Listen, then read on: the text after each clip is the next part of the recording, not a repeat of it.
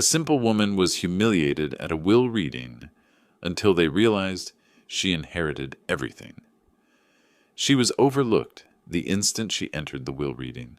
A plain gray dress, a cardigan that had seen better days, and soft shoes that whispered across the marble floor, enough to spark smirks from a room brimming with polished airs, each smile sharpened like a blade. A man with a gold tie was the first to jeer, half amused, half cruel. "Who let the maid in?" he chuckled. A young woman leaned toward her friend, whispering loud enough for others to catch. Probably some washed-up mistress hoping for pocket change. Her name was Ivy Clark. She stood quietly at the back, saying nothing, adjusting the strap of her cloth shoulder bag. To them, she was invisible, an outsider who had no right to be in a hall reserved for legacy and bloodlines. But they had it all wrong. The woman they mocked was the legal wife of the man whose empire they were about to fight over, and the entire will reading was part of a test she helped create. The Thorne estate loomed over a wooded ridge, its stone walls and wrought iron gates making it a fortress. Inside, the great hall breathed old wealth, polished oak, leather-bound history, and the faint trace of roses sitting in vases worth more than apartments. Massive chandeliers dripped crystal light, scattering sparks across the room where 42 relatives, advisors, and hangers-on gathered. They wore designer suits, silk gowns, and diamonds that winked at every movement. Champagne glasses tinkled, their condolences rehearsed as carefully as their fake smiles. Ivy slipped in quietly, gravitating toward a corner window, framing misty hills. Her clothing was modest, her cardigan slightly loose on one shoulder, her dress soft and worn but graceful. Dark hair tied in a low bun, stray strands shaping a face untouched by makeup. High cheekbones, calm hazel eyes, lips pressed in patience. At 36, her beauty didn't scream. It lingered, subtle yet unforgettable. Preston Thorne, Logan's smug cousin in the gold tie, leaned against a table, flashing his Rolex as he sneered. "Seriously, who let the cleaning crew wander in?" His words carried deliberately, drawing chuckles. His sister Marissa, striking in a crimson dress, tossed her hair and added, "Maybe she's here to dust off the will." Laughter followed, brittle and sharp. Across the hall, Clara, a niece with a startup and too many followers online, nudged her friend Elise, a former assistant to Logan's CFO. "Bet she's one of his charity projects," Clara said loudly enough for Ivy to hear. "Or some forgotten fling. Look at her bag, like she brought her lunch." Elise grinned, secretly snapping a photo. "This is going on my story." Clara typed out a caption with a smirk. "Logan's thrift store date crashes the will reading. Thinks she's getting billions." The post spread instantly, strangers piling on with insults, their digital cruelty mirroring the room's disdain. Ivy remained still, her eyes catching the glow of Clara's phone. She didn't speak, her composure only egging them on. Elise leaned closer, whispering with mock pity. "She doesn't even realize she's a meme already." The laughter grew, a chorus of contempt that reduced Ivy to less than human in their eyes. Her fingers tightened briefly on her plain bag, stitched with care but bearing no brand. Still, she ignored the sneers, fixed on the empty chair at the front. To the crowd, her silence was weakness. They couldn't see the strength hidden beneath it, the quiet power that didn't need to announce itself. The cruelty escalated. Gerald Hayes, a former investor in a pinstriped suit, muttered to his jeweled wife, "Logan always attracted strays. She has no business being here." His wife's emerald necklace glittered as she gave Ivy a dismissive once-over. "No class at all," she declared. "She's shaming the family just by standing there." Trevor, a distant cousin in a velvet blazer, shouted, "Hey, sweetheart, kitchen's that way," pointing as his friends erupted in applause. Lillian, an aunt draped in pearls, shook her head in exaggerated disapproval. Someone should escort her out before the lawyer arrives. Logan would be appalled. Marissa, crimson silk swaying, strutted across the marble to stand over Ivy. Her perfume filled the space like poison. She flicked at Ivy's cardigan as though brushing away lint. "Darling, this isn't a soup kitchen," she sneered. "Why not leave before you embarrass yourself more?" Eyes watched closely, feeding on the spectacle. Ivy didn't budge, but the deliberate invasion of her space was sharp, calculated. The room silently approved of Marissa's cruelty. Still, Ivy's gaze shifted briefly to the security camera, blinking in the corner. Its feed streamed privately, to only 2 people. One of them was Ivy. The other hadn't arrived yet. Meanwhile, Trevor crouched behind her, scribbling charity case on a napkin and slipping it into her bag strap. The crowd howled with laughter at the prank. Phones rose to snap photos, spreading the humiliation further. Elise whispered, "She's a walking joke now." Ivy remained still, oblivious, her eyes locked on the front table where the lawyer's chair waited.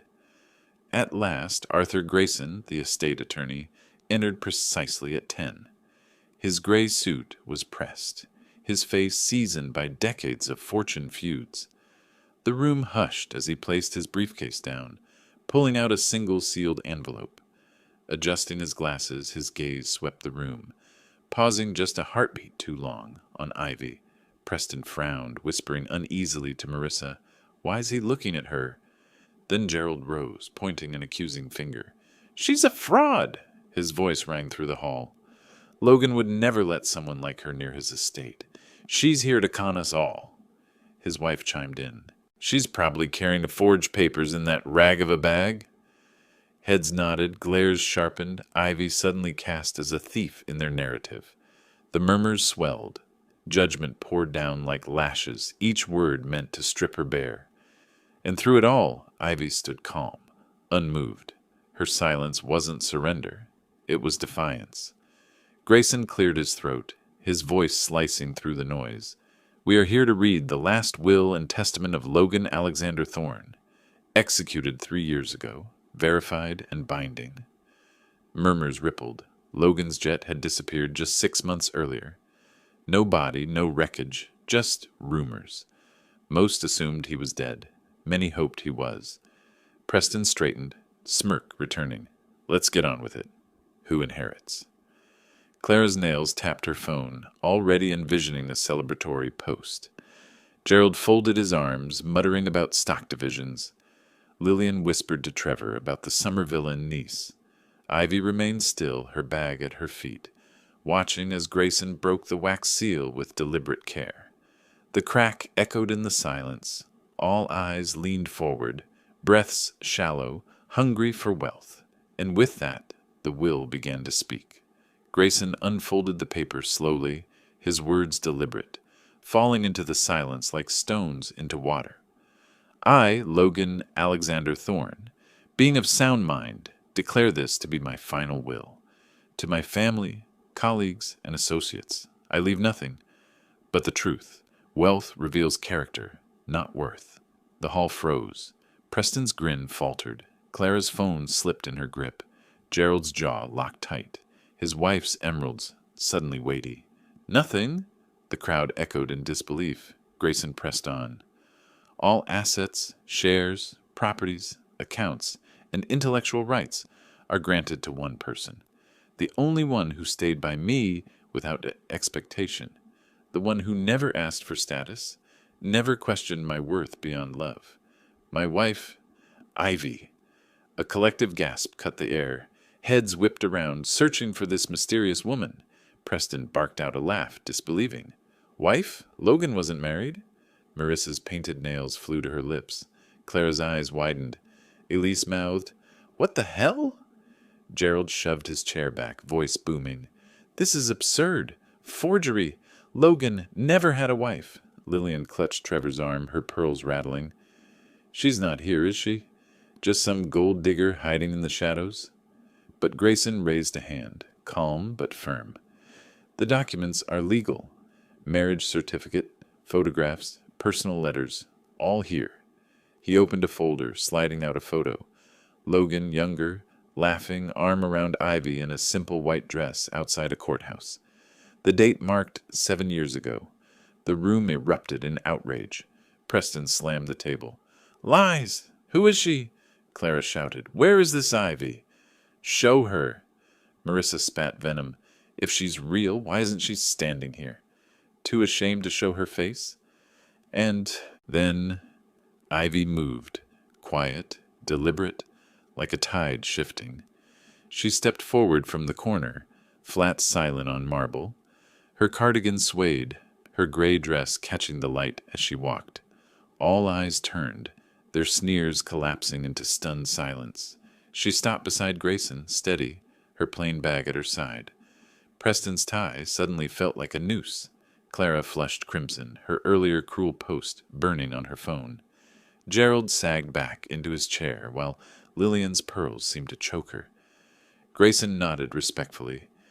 Mrs. Thorne, he said, handing her the folder. Ivy accepted it, her fingers calm, her gaze unreadable. She opened the folder, looked briefly at the photo, lips curving with a quiet memory. Then she closed it, facing the room. I didn't come for money, she said, her voice low and clear, cutting through the fog of disbelief. I came to see who among you actually loved Logan, who would mourn the man, not his bank account. And today, you showed me exactly who you are. Preston found his voice, weak but defiant. You're claiming to be his wife? You? Logan married this? He gestured at her cardigan, sneering. You look like you shop at thrift stores. Ivy didn't flinch. I do, she replied simply. Logan never cared. He loved me for me. Can any of you say the same? Clara crossed her arms, scoffing. Nice act. But I'm not buying it. A photo isn't proof. Anyone could fake that. Gerald joined in, louder. Exactly. We need more. Witnesses, records, something real. Without pause, Grayson opened his briefcase again. Marriage license, signed by witnesses. Letters verified by forensic experts. Joint accounts in both their names. He placed each document on the table. Then he held up a small USB and video evidence. The screen on the wall flickered to life. Grainy footage. Logan in a simple suit, Ivy in a modest white dress. Both laughing, exchanging vows on courthouse steps. Witnesses clapping. The date matched the certificate.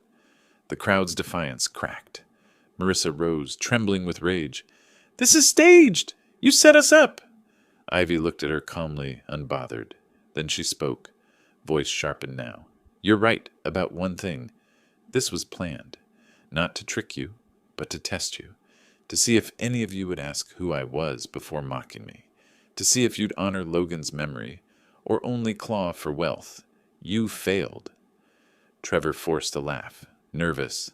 A test? What is this, a game? But his voice wavered under Ivy's steady gaze. She reached into her bag, pulling out a small remote. Logan isn't dead, she said, her words deliberate. He's alive, and he's been watching all along. Gasps swept the hall. The monitor clicked, shifting to a live feed. Logan Thorne himself appeared on screen. Lean, sharp-eyed, streaks of gray in his hair. The timestamp marked the moment. April 15th, 2025, 10:32 a.m. The room imploded. Preston stumbled. Back. Clara dropped her phone to the floor. Gerald's wife gripped his arm in horror. Lillian's pearls snapped, scattering beads across marble. Logan's voice came through deep and steady. You thought I was gone. You thought you could carve up my life like vultures. But I've been here, watching, listening. Every sneer, every lie. Ivy warned me you'd reveal your true selves. She was right. And then the doors opened. Logan walked in, flesh and blood, alive. No suit of armor, just a simple jacket, shoes worn from travel. His presence was a storm breaking. The crowd parted as he crossed to Ivy, taking her hand quietly. He turned to the room, voice carrying weight. Ivy designed this test, the will, the cameras, every detail. She wanted to know who you really are when you thought no one was watching. Not one of you passed. His gaze locked on Preston. You called my wife a maid. You laughed while she stood alone. Did you think I wouldn't see? Preston wilted, his ties suddenly choking him. Guards appeared, taking him by the arm. Logan's tone was final. You're no family. You're a parasite. Preston's protests echoed as he was dragged out. Marissa, Clara, Gerald, Lillian. One by one, their names were read from an addendum. Every insult, every act of cruelty recorded, each one cut off from the fortune. Clara cried out, begging forgiveness. Logan's reply was cold. This isn't about forgiveness. It's about consequences. Clara's social empire collapsed live on her phone. Sponsors severing ties. Gerald's wife was silenced, her emeralds flashing in vain. Lillian's pearls crunched underfoot as guards escorted her away. When the dust settled, only 3 remained. Those who hadn't mocked Ivy. Sarah, the nurse who once witnessed their wedding. Michael, the librarian who quietly nodded at Ivy's arrival. And Anna, the humble groundskeeper who had offered Ivy water without judgment. Logan faced them with softer eyes. You saw her. You didn't judge. That's what family means. He turned to Ivy, squeezing her hand. You were right. Ivy's gaze swept the empty chairs, the broken pearls, the silence left behind. I didn't want to be right, she whispered. I wanted them to be better. Then she faced the 3 who remained, her voice warm. Thank you for seeing me. Logan leaned close. His words meant only for her. You're more than they'll ever understand. Ivy smiled, small, real, and leaned against him. The great hall, once poisoned by greed, was now quiet, the vultures gone, the truth exposed. Ivy didn't need the money or empire. She had Logan, alive, and hers. Outside, the April hills glowed green. The cameras clicked off. Their work was finished. And for the viewers who witnessed this story unfold, if it struck a chord, share it with someone who needs to hear it. Drop a like and subscribe for more tales that cut deep and lift higher.